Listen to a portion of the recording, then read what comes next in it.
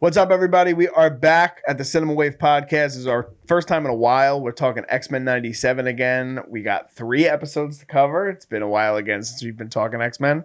I am one of your hosts. My name is Darian Scalamoni. I am joined by Michael Peniston. Hello, everybody. As well as Vinny Albano. Hello. So, lots to cover. Like I said, it's been a while. We covered the first 2 episodes, I guess, right after the premiere. And now we're 3 episodes behind. And by the time this drops, episode 6 will be out, which we can't talk about. We'll talk about that next week.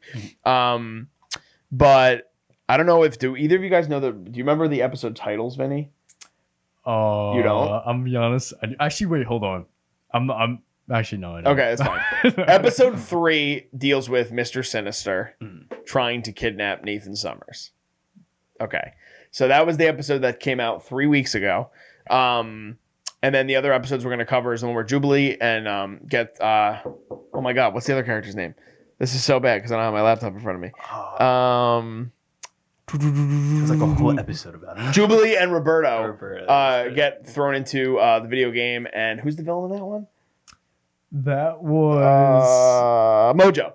Mojo's the villain in that one. And then we're off to a hot start, everybody. And then we get to episode 5, which deals with Magneto, Gambit, and Rogue going to Genosha. And there's a couple other things that happen as well in that episode. But we're going to go in order. Let's start with episode 3, which, again, I don't know the episode titles. I'll get it by the time the camera switches to one of you guys. So, episode 3 deals very heavily with where we kind of left off in episode 2, where we have the 2 Jean Greys. We're not sure which one is the clone. We're not sure which one is the real Jean Grey. And we get Mr. Sinister. Mr. Sinister is a character that we've been waiting for a while. Even in live action, they've talked about him forever. There were heavy rumors for a very long time that in the live action film series, they were either going to cast Bryan Cranston or Antonio Banderas. They were both heavily rumored out of time for Mr. Sinister. Never came to fruition in live action, but we do get him here. And this episode was crazy. This episode was very horror-based.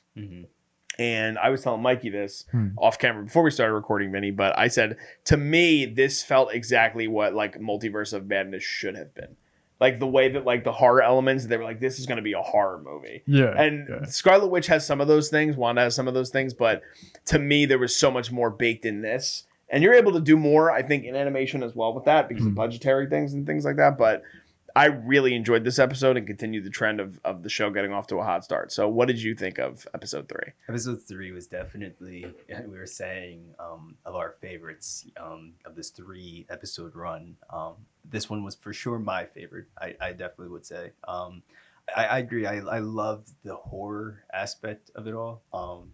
Sinister, man, Mr. Sinister. I felt like they delivered that. And I agree. I also agree with the fact that, and we've said this numerous times on Animation Domination, how just like you can do so much more with the genre of animation. You know, you have the ability to like showcase more. And I don't know, it felt like this was the right way to introduce him into this. I didn't even know that like Bryan Cranston and Antonio Banderas were up for that. That would have been pretty cool to see. But I do think that this was the perfect way to showcase him in this light. And it was just perfect. I really liked the ending coming off of that whole reveal where we saw the 2 Jeans. Yes. Yeah. The 2 jeans. James. Where we saw the 2 jeans and what's it called? I thought that was different. And then seeing that she was pregnant, I thought that they could set something up big. And I remember our last record. That's when we realized just who Nathan is. Who looked it up? I did. Yeah. We'll get to that because obviously it happens at the end. Yes. But I thought that all of that was perfectly setting up something that could be really cool. And I thought that for the rest of the season, and they delivered in this episode 3. And even like the story with Nathan and how, you know, he's set to take him, and like the way the multiverse plays into all of this. I have a theory. I have a really good theory, and I'll save my theory to the end because now I definitely think this theory is true. But this episode plays very, very much into my theory, so I'll circle back to that. Okay, Vinny, the episode, by the way, Fire Made Flesh. That's the name of the episode. Okay. All right, so that is episode 3. That's what we're talking about right now. So what were your first thoughts on it? Okay, so I did enjoy this episode. I liked it a lot. I think everything with Mr. Sinister and now Madeline Pryor, the twin or the clone to Jean Grey, who in this episode inhabits and acquires the title of the Goblin Queen. I thought it was dope. I thought it was awesome. I think the animation was beautiful. She has some really fluid cuts in this episode that are just really nice to look at and just really cool. The whole aesthetic of the episode is probably hands down the best. However, there's one huge flaw I have with this episode. Oh, and it's boy. that Okay. this episode just felt very rushed. And I know in the comic books, the story arc is a very beloved arc by comic fans. Goblin Queen one? Yes. Okay. Yeah.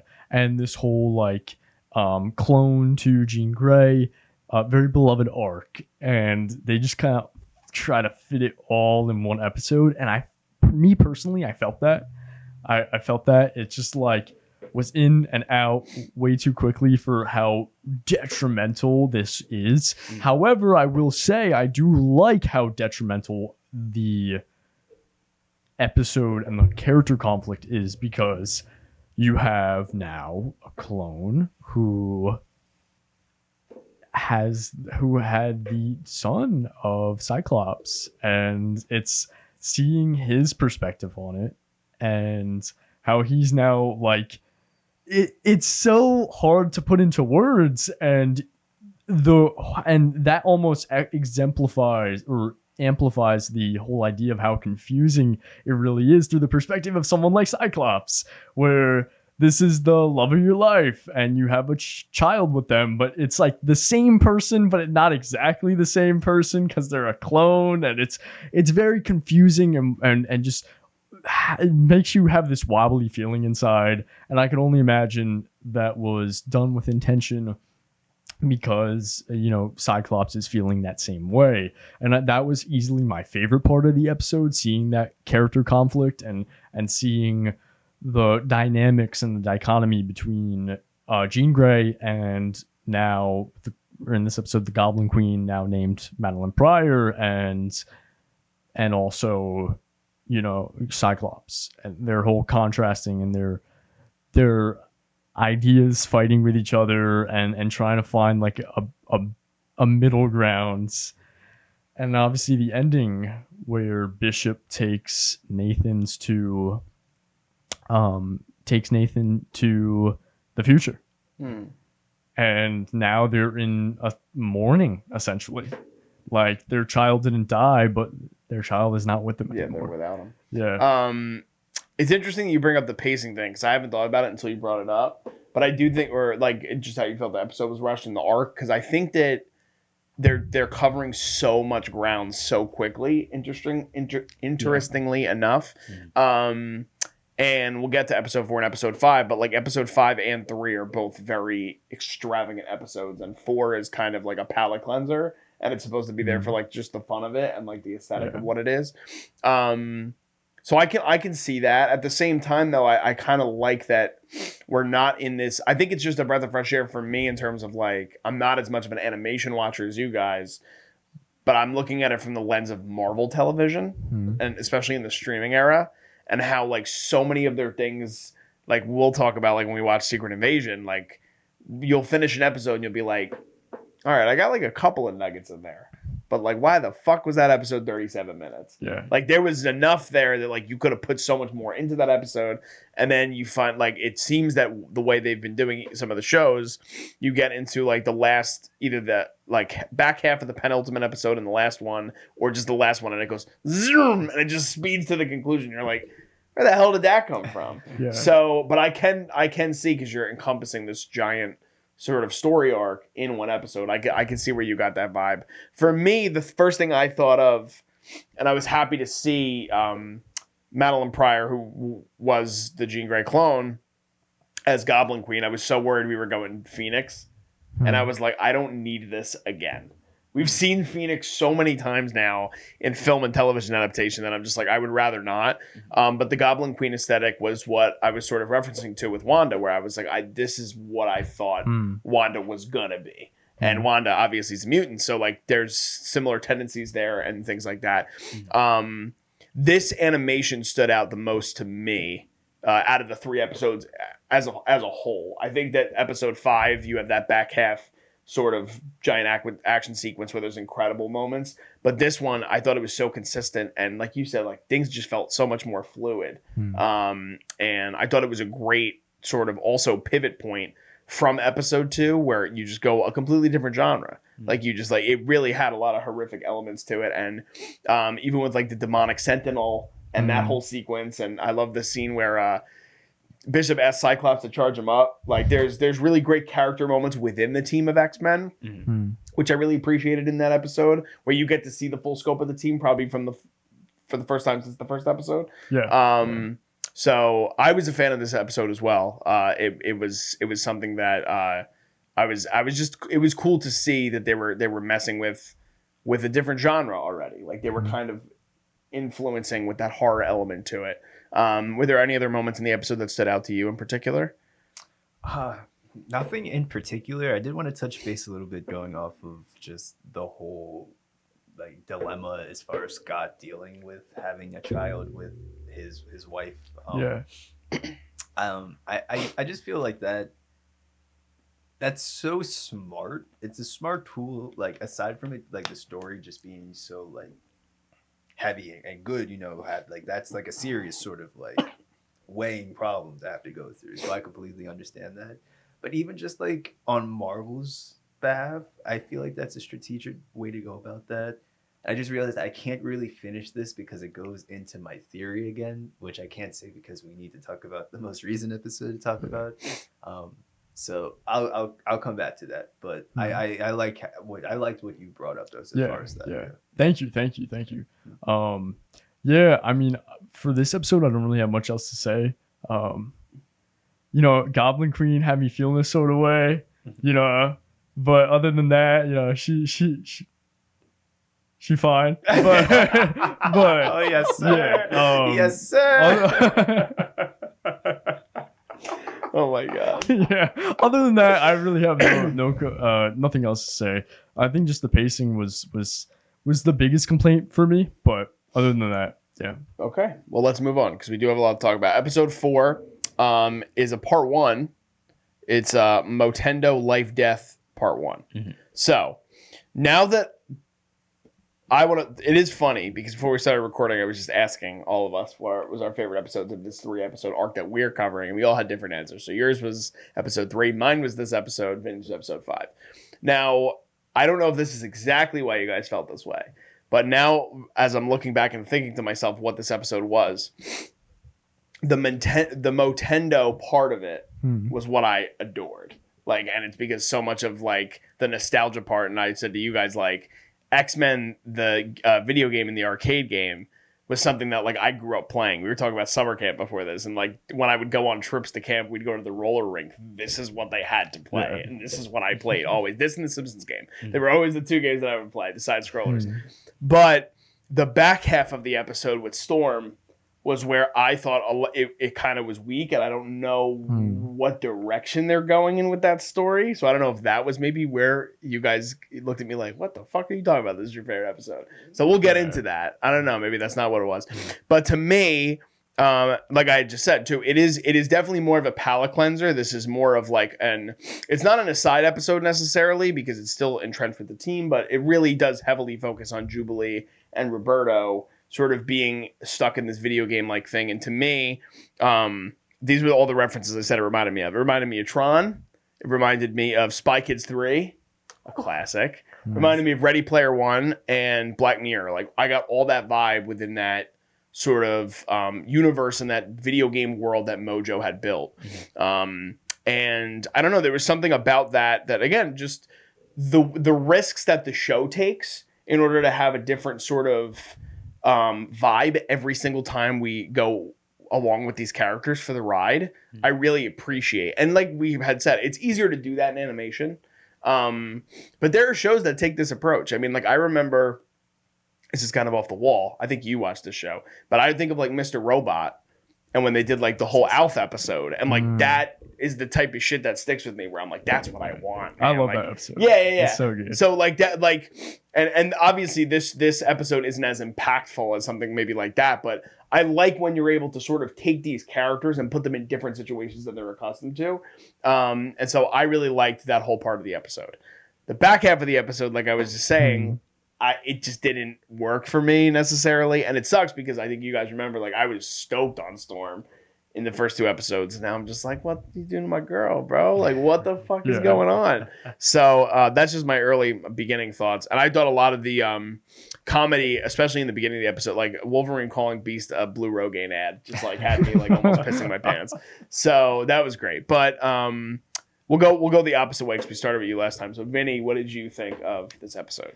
Yeah, so episode 4, I agree. I actually really enjoyed the Motendo section of it. I thought that it is what it is, you know, for what it is. It's really enjoyable. It's a lot of fun. The action and animation is really fluid and just beautiful to look at, as well as the character design. I loved seeing the futuristic Jubilee as well as Mojo. The character design work there was really just pleasant to look at and wacky and fun and weird in a good way.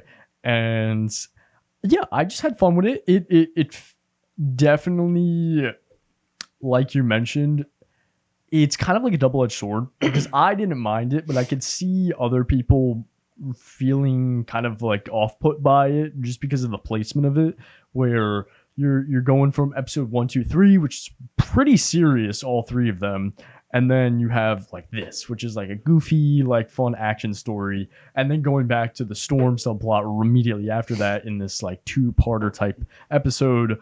And that could kind of feel like tonal whiplash. Personally, I didn't mind it. I actually did like the funny or the fun, goofy action. But yeah, it definitely feels a little strange just with everything involved.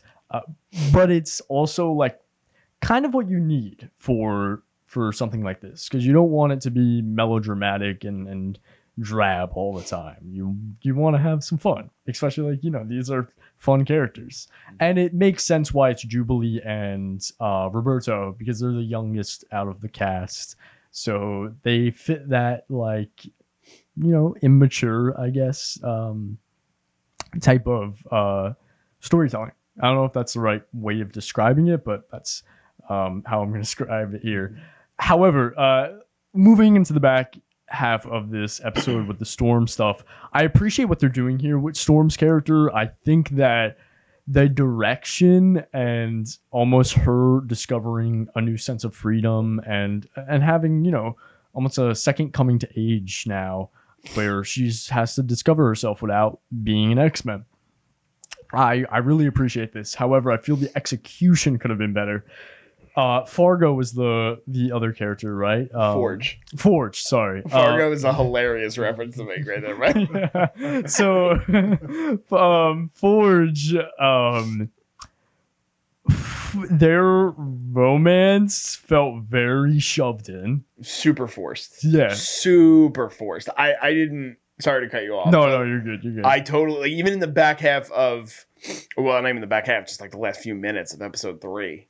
When he kind of comes into the bar and he's like, come along with me. And I'm like, that's fucking weird. Like, why are you going with him? And yeah, that whole back half and especially their romance felt very out of place. Yeah, especially since we didn't see any of that really foreshadowed. We didn't see any of it until then all of a sudden he's like, out of nowhere, like, you're my queen. And I'm like, yo, bro, chill. Like she's not gonna want you to come off that hard. like coming in straight, like, you know, like a meteor coming into orbit type deal. But that's what happens when you throw people on horseback, dude. It just gets really wild and kooky very quickly. Oh my god. But yeah, it just felt really like, whoa, what? They're like I guess you could feel a romance, but it really wasn't clear enough to be like, it just came as a shock. And execution wise, I think it could have been done better as a whole. But I'll wrap up my thoughts. I've been kind of going on for a while. I apologize, but I think the weakest episode out of 3 for me because of that and the execution of that. That's a fair point. Yeah. Mikey? Yeah, I definitely agree. It was, to me, also the weakest of the 3. I definitely felt that tonal whiplash. Yeah. And I normally would like something like that. I would. It didn't feel right in this instance. I am a big fan of. I consider it a genre at this point, like the young superhero sort of genre, and watching like young superheroes in worlds of their own, and like the fun that can come out of that. Yeah. I'm a big fan of that. I'm like hyped to see like whatever they do with the Young Avengers, and then just like past experiences. Even the live action versions that we've gotten of the young X-Men, like Quicksilver and like those, like seeing them in those instances. Like, at one point, I think they go to the mall. Yeah, like the coming of age version of superheroes. Exactly, exactly. I love that. And this is considerably that, you know, with what we're working with, like you said, like the young characters, and for whatever reason, it just didn't work. It didn't work. I thought it was fun. I thought it, like, to a degree, I thought that it was nice to see take us out of what we've seen so far, because honestly, from the beginning, they kind of just like were like, you hear the X-Men. We're giving it to you. Like, it's been like pretty intense, so like straight so far. And so I appreciate being able to like take it out of that world and like kind of, you know, embrace the younger side of it all. I don't know though. It's just like, I don't know if it was too soon or like weird how they kind of just went about it. Maybe I'm just not too familiar with Jubilee and Roberto, and that could honestly be it, which is a dumb reason, but like it just didn't work for me. I actually preferred the storm part, wow, surprisingly, but there were still things that I also didn't like with that. Like, I agree 100% that it was forced, the whole like the whole romance element. I definitely think that I liked it better because coming off of what we already saw with Storm, like that emotional beat was kind of already there. So like I kind of wanted to see that continuation, and to a degree, Storm kept up that emotional, you know, that vulnerable side. But now I'm kind of thinking about it. It really was just Storm's performance in this episode. Yeah, that kind of made me like that more. And so overall, this episode, it was cool. It was cool. And I appreciate what they did with like the whole combining the two.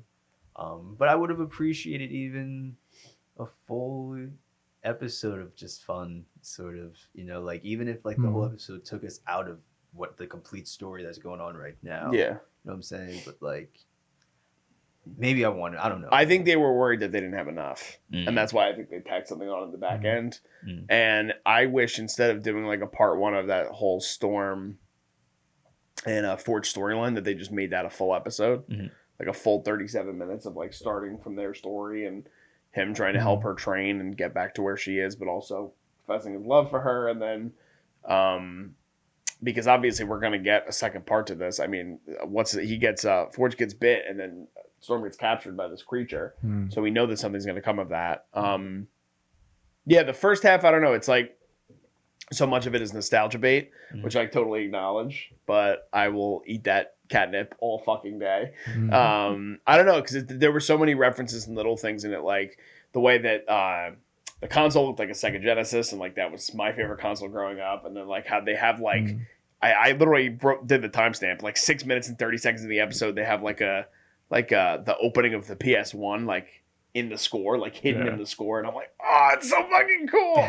So like I love that whole part of it.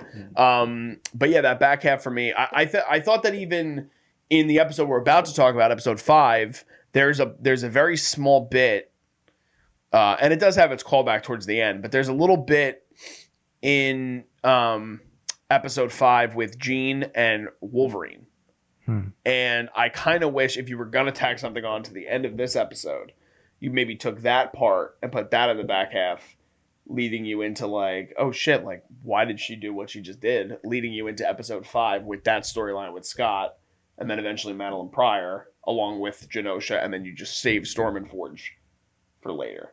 Because it's like we already knew at that point Storm was gone from the X-Men for the time being. So like you could have kept her aside for a little bit and we could have returned to it when it was proper. Because now I don't know when that second half of that episode's going to come. But with the tail end of what we get in episode 5, I'm like, I have no interest in even fucking returning to their story. Yeah. Like I'm so much more I want to see. And I do understand, Vinny, what you were saying too, in terms of like the placement of the episode. But at the same time, and you guys both alluded to this, like the first 3 episodes are so heavy, and episode 5 might be even heavier than all of them combined, that it's like you have to have a break in between. And I think that might have been Bo DeMayo's thinking in terms of when he was structuring the episodes and how he was going to do it. Or Feige's thinking. I don't know whose decision it was ultimately, but yeah, I can understand. I will say the first half of this episode is my favorite of the 3 because I don't love the Storm and Forge stuff, but there's really great stuff in 5 and 3 as well. So we can go into 5 if you guys would like to talk about episode 5. Yeah. Which is one that is very near and dear to Vinny's heart. Vinny texted me separately to say, "Did you watch this episode yet?" Unfortunately, I was not able to watch it over the weekend, and I watched it right before we started recording it, and it definitely lives up to the hype. And the episode is called "Remember It." It's currently at a 9.8 on IMDb. Wow. Definitely the highest of the 3, and I think of the show so far. Let me see. The premiere is at 8.4, and the second episode 9.1. So Magneto, Gambit, and Rogue all go to Genosha, and they're going to meet with the council. And Magneto is going to have a very private conversation with the council. And there's a lot of really great character moments in this, and I would like you to talk about that, Vinny, because you're the proponent of this episode. Okay. So I want you to tell me, without getting too carried away too quickly, tell me what you thought of this episode. It was a banger. It was really. I'll keep my thoughts short for now, and we'll go back. Yeah. But it was just, for me, this episode hit everything that I love about this series thus far, and everything I love about X-Men. Where I mean, going back to episode 3, one of my favorite things was the character dichotomy between Cyclops and Jean Grey, as well as now Madeline Pryor. And then going back to our discussion about episodes 1 and 2, that's also my favorite part of the character dynamics and dichotomy that is happening within the X-Men and the tension and conflict within their own little tight-knit family. And that is my favorite part, and this episode was all of that, plus also the social commentary of X-Men in the living world and how their place in the world, which is also one of my favorite parts about X-Men. So it just encompassed all of that. The episode is just filled with social commentary. It's filled with amazing character moments and tension between certain characters in this family, and it ends off with a epic, beautifully animated just disaster scene, but also that disaster leads into something that just hit me like a truck. Like, I was so emotional. I wasn't even expecting to be that emotional, but it just, like, seeing your favorite characters go through something like that, and also everything in the episode that was established before that, it was just perfect setup for something that I just did not expect them to go that route. I wasn't expecting Disney to have the balls to do that, and they did, and it works, in my opinion. I think that it was very emotional and got me. Yeah, Mikey. Yeah, no, I definitely think that it was a very, very strong episode. I feel like it fell off from being like my favorite of the 3, just mainly because of All right, I'd say it's kind of stupid. It's kind of stupid because part of me loves this as well, because it's so real and it's so needed in these sort of stories. Um, but I call what happened the Infinity War effect, where because that was like the first time I feel like Marvel really like showcased like seeing characters like in like a sort of shitty situation. Yeah. You know what I'm saying? And so I consider this to be the Infinity War effect. And I love that effect. I feel like I loved it with Infinity. Infinity War is the best thing Marvel has put out, honestly, I think. And for whatever reason, I don't know, maybe it hurt too much. It was just like a really powerful episode. And so, again, there's no hate to really say, but that's just why it didn't necessarily make my favorite. I think it was just like too powerful. Which you think, based on what you were saying, and this is a question, and this is kind of an inkling of my thought process too. You prefer the more lighthearted sort of fare. I don't like. I like this sort of thing. Maybe you know what it is? Maybe I think it was too soon that we got. How many episodes is this? This is episode 5. How many episodes is season 1 it's supposed to be? Yeah. Is it over 10? It's at 10. Yes. Okay. Yeah, the last episode comes out May 15th. So maybe it's not that. We're at the midway point. See, like that's something. It's a drastic thing that happened. Very much so. And so, like, I don't know. That's something that I would even see being like a cliffhanger at the end of the episode. I'm reading too much into this, but like, I thought that everything that happened in the episode was, again, I think it was needed. Again, these things need to be needed, like showcased and everything, especially for a lot of things moving forward, which support that theory. We're coming up on that theory. Yes, we are coming up. But again, I do think that even like character performance wise, like those were things to me that definitely stood out with this episode. It was just like maybe too soon. Maybe that's what it was with me. Again, not that it's like a hate or that's like a bad thing or like knocking off points to this episode. I think the 9.8 is deserving. But I don't know where they could go. I can understand. It's interesting because for me, I felt that this was one of those. I think there's definitely like a word for it or a feeling with it where like they're setting up things for the end of this episode that don't feel like they're important, and then they become so much more important by the conclusion of what we get. Because that's how I felt watching this episode. Like there were certain things that were dropped here and there, and I was like, oh, that's not really that important. It's just another character moment because so much of this episode features heavily on the love triangle that we've already been seeing play out a little bit between Gambit, Magneto, and Rogue. And we do have some other moments back at the compound, which we can get into, but that's not really the main thing with this episode. And the fact that so much of the nucleus of what X-Men is this feeling of being isolated and being other than everybody. And it's interesting because at the compound, Cyclops and Beast are doing like damage control with like the civilians, trying to be like, no, we're like the good guys. And Magneto's going over to Genosha to try to be like with his people and trying to figure out how they can make things work over there and benefit everybody. And it leads to these really emotional moments individually with Rogue and Magneto, but really Rogue and Gambit.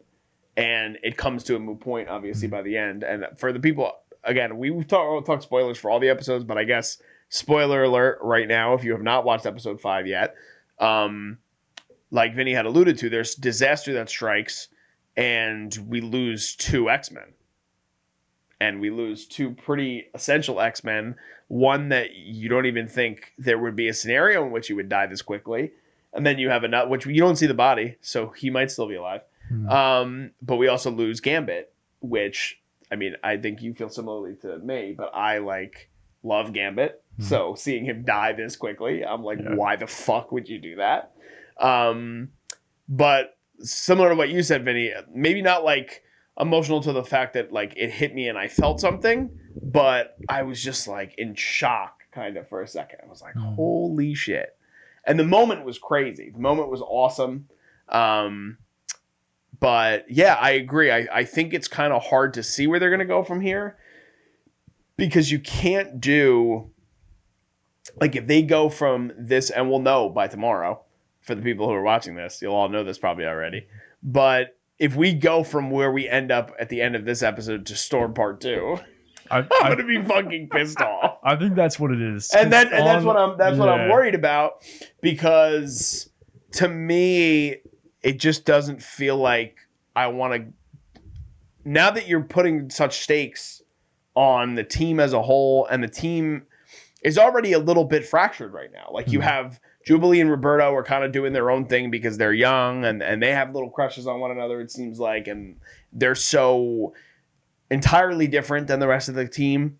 And then you have two love triangles. You have this one, and you have the other one that is a little bit with Scott, Gene, and Logan. And then Beast is just my blue dude, just hanging out and doing science shit.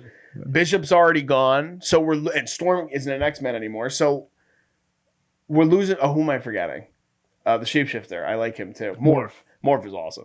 But Morph is just fucking Morph. Like, he's just there. Yeah. So you lose two people like that, and it does have such an emotional core to it because of the conversation, which was probably my favorite character moment since what we talked about in episode 2 with the political sort of aspect to it. But the conversation between Rogue and Gambit beforehand, I think, is like so strong. The writing is incredible in that scene. So yeah, it makes me feel like similar to you in a sense. It's like, where do we go from here?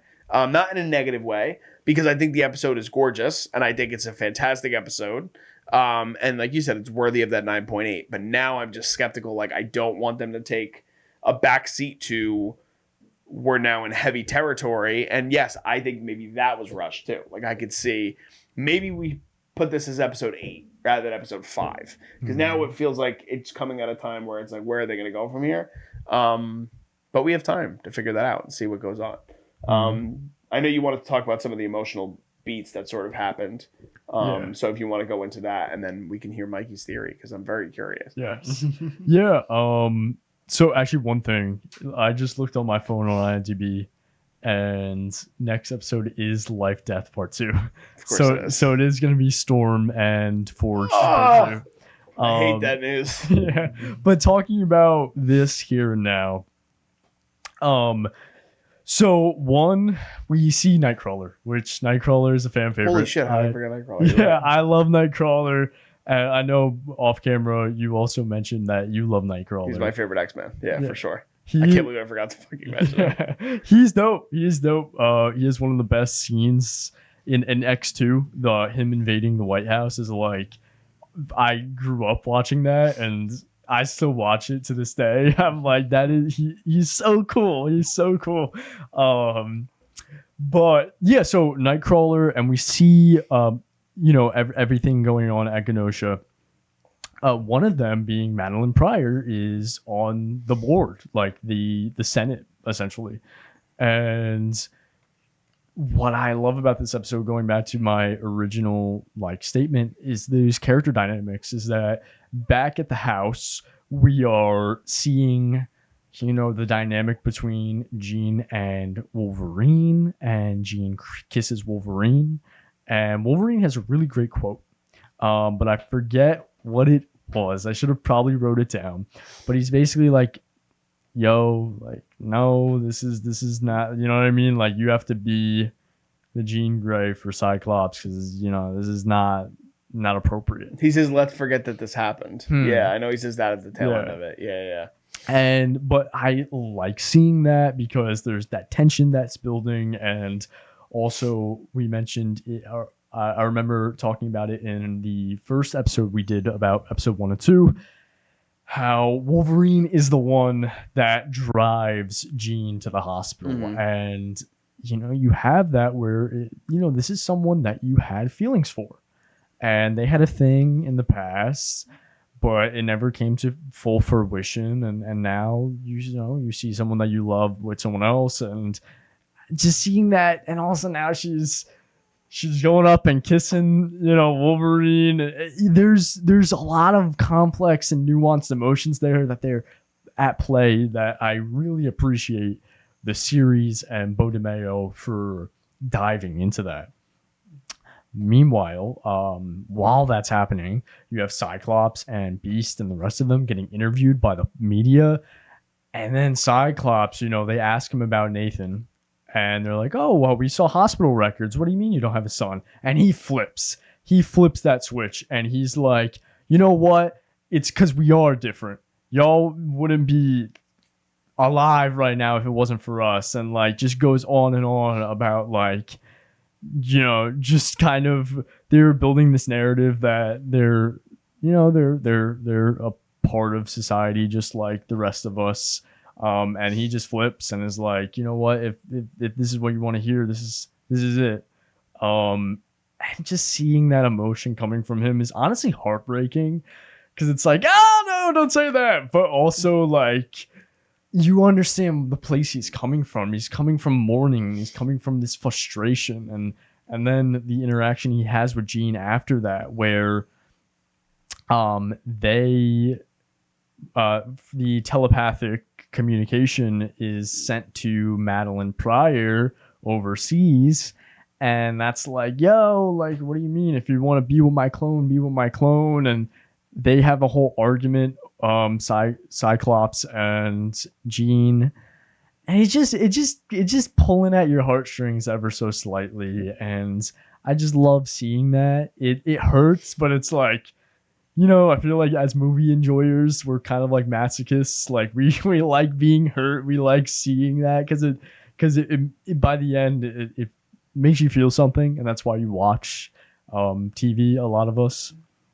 So I liked seeing that. And then, going to Genosha, now we have Gambit, Magneto, and Rogue, which is like the perfect group to send over there, because as we know, Magneto and Rogue had a thing, and we saw in episode 1 and 2 that Gambit knows, and now Gambit, the new lover of Rogue, has these feelings that he has to kind of repress. But it comes into full fruition here. We see that they want Magneto to be the leader of Genosha, and with doing so, he needs a queen, and Rogue to be the queen. And they have, like you mentioned, that brilliant conversation where they're talking, and basically this huge point of the episode is that Magneto was the only one that has ever physically been able to touch Rogue, because his electromagnetic powers cancels out her power. So they were able to touch skin to skin. And there's that phrase that keeps getting thrown around throughout the whole episode where, is this deeper than skin, or is it just that? And you have that tension there. I sound like a broken record, but that's the point I'm trying to make, is that they're just building on this character tension with really well executed writing, in my opinion, where it's like the perfect setup for what happens later on, in my opinion. Because also that conversation, I don't know if this was done intentionally, but I found it as foreshadowing for Gambit's death when they're talking and he's throwing the cards in the fire. Don't know if it was intentionally done or not, but I took that as symbolism, as like, that's his signature thing. Like the deck of cards is his signature. If you look up Gambit, every photo is going to have him with the supercharged deck of cards. Like, you know what I mean? That's like his signature thing. And he's throwing it and burning it into the fire. So don't know if it was intentional, but by the end of the episode, I was like, was that foreshadowing for his death? And when his death does come, and everything it's all out chaos, and they reference Godzilla. I'm a big Godzilla fan. But seeing that destruction and disaster that just happens in Genosha is heartbreaking, but also it's so hard to explain, because like that's the reason I love the original Godzilla so much, is like it is a horror movie. It is heartbreaking, because a lot of these people they're just normal, innocent people, and they're getting, by this huge force of nature. But it's also like epic. It's so hard to describe. But we get a little bit of everything. We get that just shock of how destructive this power is, as well as the epicness of Gambit and Rogue and Magneto fighting their way through and saving people. In the end, Gambit saves Rogue. Rogue tries to attack out of a fury of rage, and Gambit gets in the way, and he gets hit instead, and he is now dead. And then that last line, oh my god, I'm forgetting it now, but people in the comments, correct me if I'm wrong, but I'm pretty sure that last line was, she said, no, it really was deeper than skin, to Gambit. And that was like, shit, man. Shit. Like, yeah. I've gone on for really long. I apologize. But just trying to put all my words together, it was just such a well-crafted episode, from all the characters to all the setup to when disaster strikes, it just hits. So yeah, those are my thoughts. Yeah, there's a lot of great moments in there. And we also get the moment which you didn't even get a chance to, I mean, there's so much that happens in the last like 10 minutes of the episode, but Nathan coming to warn his mother of the which I'm sure you're going to play into your theory, because I know that was, but yeah, I think the juxtaposition in terms of like the Godzilla aspect to what we sort of see with the Godzilla Sentinel, it's that perfect juxtaposition of how tender life is, but at the same time, like how a massacre just makes everyone in awe in like so many different ways. And in Godzilla, like they're normal everyday citizens, and here it's like these super beings, these mutants that it just doesn't matter. It reminds me a lot of like the live action Days of Future Past, when they're all getting killed off like left and right because they can't keep up with the Sentinels. And it ups the stakes for sure. I mean, we knew what we were going to get when we saw Storm get her powers taken away, but this is like a whole different level. And yeah, the dynamic, the episode doesn't hit as hard, I don't think, of the dynamic of Rogue and Gambit.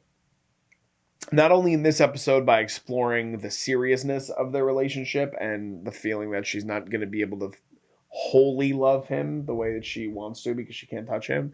But if we don't get those character moments that come before this episode, where we see the chemistry between the two characters, and I feel like it's like one of the hardest things currently to do. Like chemistry is so hard to encapsulate with two characters, and in being able to do so in animation with the voice acting work that's done here too is so impressive. But yeah, man, it sucks. I'm pissed that Gambit's dead. I am. I love his character so much. So, but Mikey, talk to me about a little bit about what we talked about if you would like, but also I would love to hear your multiversal theory in Marvel before we wrap up our recap. Sure. Yeah, no, this episode was definitely heavy. The ending for sure. I don't want to see Gambit dead either so soon. And we also like just got him like for the first time. I feel like, so it's like but no, it was a powerful episode. Again, I still stand where I'm like, I don't know where this could go from here. But I'll kind of leave it at that. My theory though, again, I kind of referenced this last episode as well. But I feel like everything we're seeing is intentional. Like everything that we're seeing. Moving forward, obviously, with what's to come, I have a theory that the Nathan that we saw in this episode is 100% the Nathan from the Deadpool movies. Okay. I do. That I'm not gonna go that far into it yet because we just saw homie for like a little bit. But again, I believe everything that we're seeing is them setting up something specific, and we're leading to a live action X-Men, which I don't think will be the same X-Men that we've seen previously. I think that Marvel's going to try and be strategic and be smart. And again, everything that we're seeing, I believe, will play into that in some way or another, especially with Deadpool. This theory could really be branched out a lot more, so I'm gonna wait till this this season is done to really kind of go into this more, just because I feel like things could change. Things could change big time. But I do think that we will see Cable again in Deadpool. It will be this Deadpool and Wolverine? Yep. Okay. I do think that. Did he die? Deadpool 2? I don't think so. He's still alive, right? I'm pretty sure. I think that I haven't seen Deadpool 2 in a while. I've only seen it once, too. I do think that this is that Cable to do. And then I think Deadpool's gonna break the fourth wall and be like, Josh, how are you here? Weren't you Thanos? Like what? I could totally see them doing that. Yeah. I don't know what they're going to do. The whole way that they're going to try to weave certain aspects of mutants into the MCU, and with so many different versions of the mutants that we've seen. I mean, we've had 2 whole casts, live action casts. We have the original animated series. We have this animated series. And I think we said it in the first episode, but again, I guess I'll do this again. Another spoiler alert. If you haven't seen the Marvels, fast forward. But the Beast that is in the post-credit scene of the Marvels is the exact same character design as the animated series, but he is voiced by Kelsey Grammer, who plays Beast in the original trilogy. And I don't think we're getting Nicholas Hoult back anymore, because that motherfucker is Lex Luthor right now. So he's not coming back. But I'm going to be very interested to see what they do, because like Gambit is a character where like we've only seen him on screen once, and it was as Taylor Kitsch's version, and it wasn't very good. And Channing Tatum campaigned openly for that character and trained forever to play him, and then the movie didn't come to fruition. And are they going to cast new people? Are they going to bring in some of the old people? Like Deadpool obviously is going to play a major role, because we already know he's with the TVA for Deadpool and Wolverine, and there's going to be a lot of variants and a lot of different things to figure out.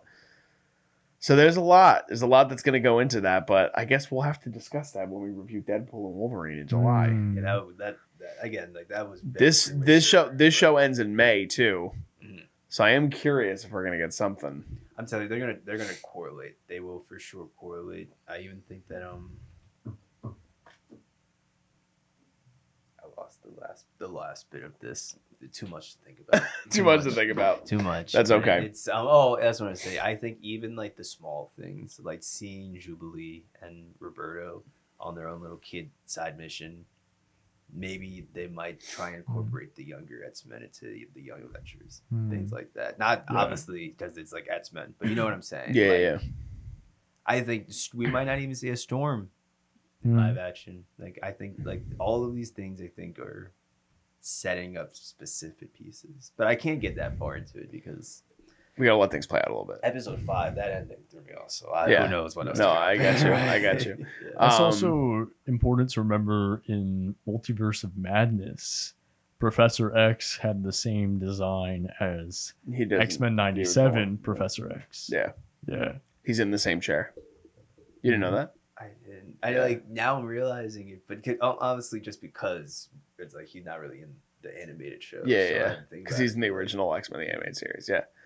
Lots of things to speculate. Maybe we'll do a whole prediction episode after the show's over. That'd be fun too. That'd be good. But we've talked for a while now. We covered 3 episodes 3, 4, and 5. By the time this drops, episode 6 will be out. We'll give our thoughts on that episode next week.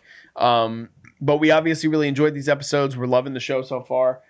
Still super excited to see what they're going to do at the tail end, but I think this is the first time we're coming out of an episode just sort of very heavily like what is going to happen next, especially because the next episode is going to sort of finish off, hopefully, a story that they started already in episode 4. So we'll see what comes of that.